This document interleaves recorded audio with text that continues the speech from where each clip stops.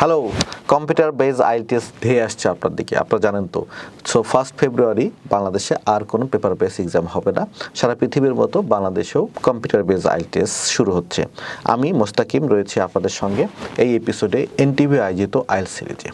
চলুন আমরা আজকের এপিসোডে আলোচনা করব কম্পিউটার বেজ আইএলটিএসে কীভাবে আপনাকে অ্যাপ্রোচ করতে হবে।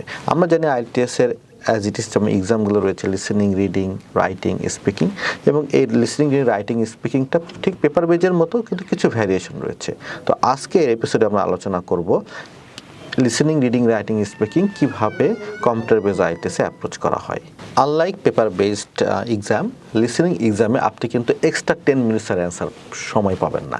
অ্যান্সার ট্রান্সফারের জন্য এক্সট্রা 10 মিনিটস দেওয়া হতো পেপার বেজে, কিন্তু কম্পিউটার বেজে আপনি এটা পাবেন না। প্রথম ডিফারেন্সটা হচ্ছে দিস ওয়ান।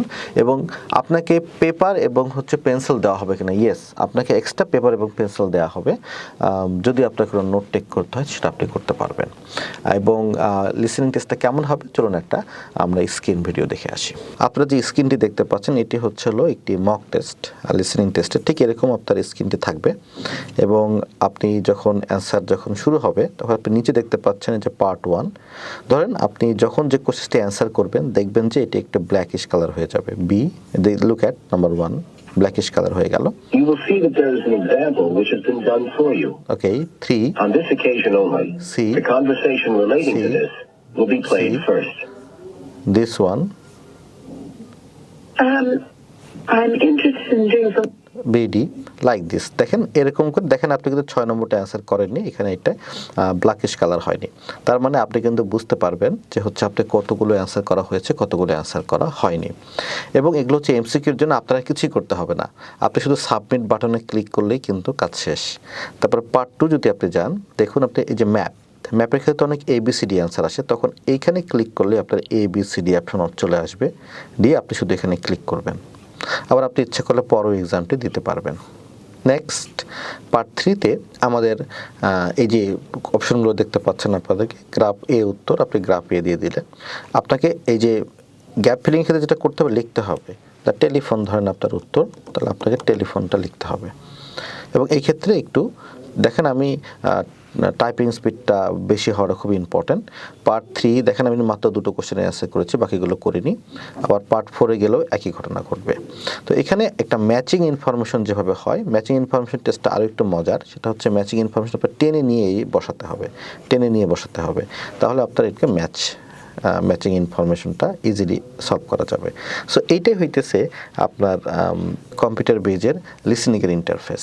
সো আপনি ইচ্ছা করলে এখানে নোট টেক করতে পারবেন। হ্যাঁ, যদি আপনার মনে হয় যে এখানে আপনি নোটপ্যাড করবেন, নোটপ্যাড করতে পারবেন। আবার যদি মনে হয় আপনি স্ক্রিনকে বড় করতে চাবেন, তাহলে এখানে বড় করতে পারবেন। আবার ছোটো চাইলে ছোটো করতে পারবেন। It's up to you. আপনার আলাদাভাবে যে নোট টেক করতে হবে তাও কিন্তু না, আপনার নোট টেক ইচ্ছা করলে এখানেই নিতে পারবেন। কোশ্চেন নম্বর 13 কী বলেছে আপনি এটা নিতে পারবেন। Okay, that's very important. So this is actually listening interface. এবং এরপরে আপনার মাত্র 2 মিনিট সময় দেওয়া হবে, কারণ আপনার সাবমিট করতে গেলে মাত্র 2 মিনিট সময় লাগবে। এবং আপনি যে কোশ্চেনগুলো বাদ গেছে সেগুলো কিন্তু আপনি নিজে দেখতে পাবেন, কোনগুলো আমার বাদ রয়েছে, সেগুলো আপনি অ্যান্সার কারেক্ট করার পরে শুধু সাবমিট টিপলে সাবমিট হয়ে যাবে। ইভেন যদি আপনি সাবমিট নাও প্রেস করেন তো এটা অটোমেটিকলি সাবমিট হয়ে যাবে। সো এই ব্যাপারে আপনাকে খুব বেশি থিঙ্ক করার কোনো প্রয়োজন নেই। এবং এখানে টাইমিংটা উঠবে যে আপনার 2 মিনিটস লেফট, কত মিনিট লেফট হচ্ছে, এটা টাইমিংটা উঠবে। এটা হচ্ছে লিসেনিং এক্সাম। নাও যখন আপনার লিসেনিং এক্সাম শেষ হবে, তারপরে আপনার রিডিংয়ের ইন্টারফেসটা ওপেন হবে। এবং রিডিংয়ের এক্সামে আপনি ঠিক এক্স্যাক্টলি 1 আওয়ার সময় পাবেন, অ্যাজ ইট ইজ পেপার বেজের মতো। এবং এখানে এক্সট্রা কোনো টাইম তো পেপার বেজেই দেওয়া হয় না, কাজে কম্পিউটার বেজের প্রশ্নই আসে না। আর পেপার বেজের মধ্যে কিন্তু আপনি এখানে কোনো কিছু লিখতে হবে না, যেমন গ্যাপ ফিলিং আপনি কপি করতে পারবেন। এবং আরও অনেক সুবিধা রয়েছে রিডিং এক্সামে। চলুন আমরা দেখে আসি একটা রিডিং ইন্টারফেস কীভাবে রিডিং এক্সাম আপনার কম্পিউটার বেস এক্সামে অনুষ্ঠিত হবে। Let's go. আচ্ছা, আপনি যে ইন্টারফেসটা দেখতে পাচ্ছেন এখানে দেখা গেছে জেনারেল রিডিং টেস্ট, এখানে কিছু ইনস্ট্রাকশন দেওয়া থাকবে। সো আপনি নেক্সট বাটনে ক্লিক করতে হবে। ওকে, এখানে বেশ কিছু আপনার ইনস্ট্রাকশন দেওয়া থাকবে, পারলে আপনি সময় নিয়ে এগুলো পড়ে ফেলবেন। দেন এই যে আপনার ইন্টারফেসটা চলে এসেছে। এখন এখানে দেখেন পার্ট 1, পার্ট 2, পার্ট 3, মানে এখানে বিভিন্ন কোশ্চেন্স রয়েছে। আপনি অ্যাজ ইট ইজ লিসেনিং এক্সামের মতো আপনি দেখতে পাবেন যে কত নম্বর কোশ্চেনের অ্যান্সার আপনি করলেন। ওকে, আপনি ইচ্ছা করলে এই ইন্টারফেসটাকে বড় করতে পারবেন, আবার ছোট করতে পারবেন। ইটস আপ টু ইউ, আপনার যেভাবে সুবিধা হয়। এবং আপনি যে ধরনের ফন্ট চাচ্ছেন এই ফন্টটাও কিন্তু আপনি ছোট বড় করতে পারবেন, এটাকে বড় করতে পারবেন আবার ছোট করতে পারবেন। আচ্ছা, সে ফর এক্সাম্পল দিস ওয়ান, আপনি প্রতিটা প্যারা ফার্স্ট লাইন আপনি পড়তে চাচ্ছেন, যখন আপনি ক্লিক করবেন দেখবেন দুটো বাটন চলে আসবে, হাইলাইট হয়ে গেল।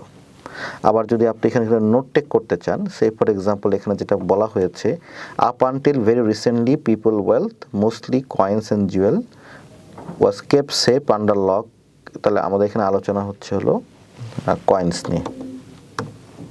এই যে আমি নোট টেক করে রেখে দিলাম, নোট টেকটা এখানে গিয়ে জমা হবে, আপনি এখানে ক্লিক করলেই দেখতে পাবেন আপনার নোট টেকটা কী ছিল।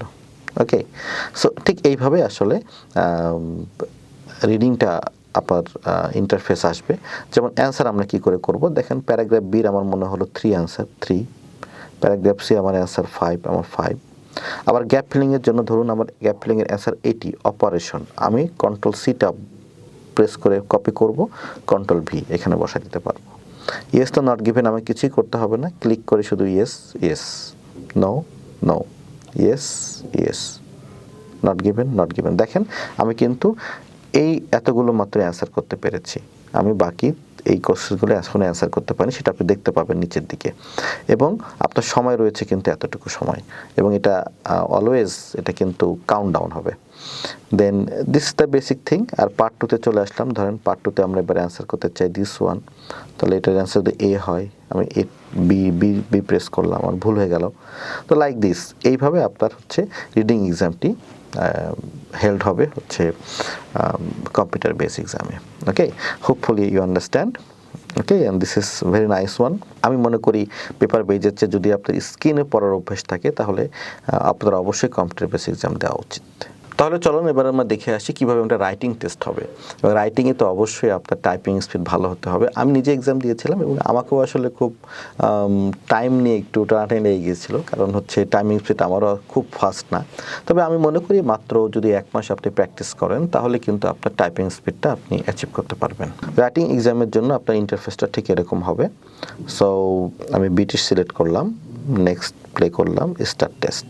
এই যে এখানে আপনার টেস্টটা এসেছে এবং এখানে একটা জায়গা থাকবে যেখানে আপনি আসলে লিখতে হবে আপনাকে দ্য গিভেন। এখানে কিন্তু কোনো স্পেলিং চেক আপনাকে করে দিবে না, আপনাকে কিন্তু স্পেলিং চেক করতে হবে। দ্য গিভেন, এখানে ওয়ার্ড কাউন্ট উঠে যাবে। দ্য গিভেন বার চার্ট, এটা একটা সুবিধা, ইজ শোয়িং, আমি কতগুলো ওয়ার্ড লিখেছি আমি বুঝতে পারবো। ঠিক এটা টাস্ক 1-এর একটা ইন্টারফেস, এখানে কাউন্টডাউন দেয়া থাকবে আপনাকে, এবং আপনি ইচ্ছা করলে এখানে অ্যাজ ইট ইজ এভাবে দাগাতে পারবেন, নোট টেক করতে পারবেন। আপনাকে কিন্তু এক্সট্রা পেপার এবং পেন্সিল দেওয়া হবে, কাজে আপনি ওইখানে আইডিয়াগুলো ডেভেলপ করতে পারবেন। Task 2, this one is your task 2। Task 2 আপনাকে এখানে লিখতে হবে, লিখে আপনাকে শেষে এক্সাম যখন হবে তখন সাবমিট করতে হবে। সাবমিট যদি আপনি করার সময় না পারে এটা অটো সাবমিট হয়ে যাবে। Okay, speaking test as it is, আমরা যেভাবে স্পিকিং টেস্ট দিই ঠিক সেভাবে স্পিকিং টেস্ট হবে। জুমে আপনার স্পিকিং টেস্ট অনুষ্ঠিত হবে। এবং আজকের এপিসোডে আমি আপনাদেরকে একটা বেনিফিট দিতে চাই, সেটা হচ্ছে কি আপনার আজকের এপিসোডে যদি আপনি কমেন্ট বক্সে কমেন্ট করেন তাহলে আমি আপনার একটা ফ্রি স্পিকিং টেস্ট নেব। ওকে, সো কমেন্ট করুন আমাদের এই কমেন্ট বক্সে, এবং যদি আপনি কমেন্ট করেন আপনাকে আমি নক দিয়ে আপনাকে একটা ফ্রি স্পিকিং টেস্ট দেব যদি আপনি আজকে আমাদের এই এপিসোডে একটা কমেন্ট করেন। কেমন লাগলো আপনার এপিসোডটি? Thank you very much. আবার দেখা হবে আপনাদের সঙ্গে অন্য একটি এপিসোড নিয়ে, এবং আমাদের নেক্সট এপিসোডটি হবে last episode for reading. So join there, দেখা হবে ইনশাল্লাহ এনটিভির পর্দায়। Thank you very much.